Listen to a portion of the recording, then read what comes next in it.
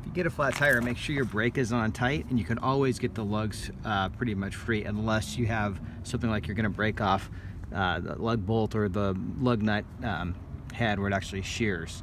And that can happen if it's really rusted out. But in this case, most people like to basically use the standing method, which is simply positioning the lug wrench in a position where you can easily stand and drive it down. So remember, righty tighty, lefty loosey. Make sure you're going loose.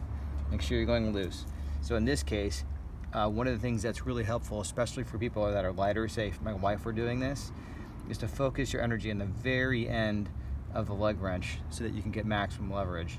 So in this case, put your foot here, and basically you could put your weight on it and jump on it if needed.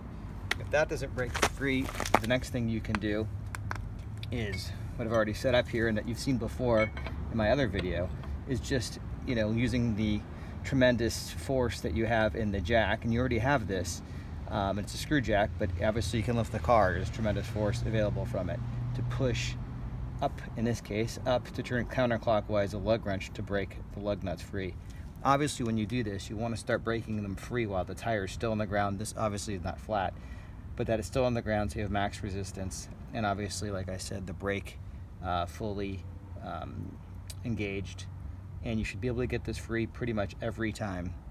So just be careful, especially if you're on the side of the road, but this is a way to get it done with just the tools that you definitely already have in the car.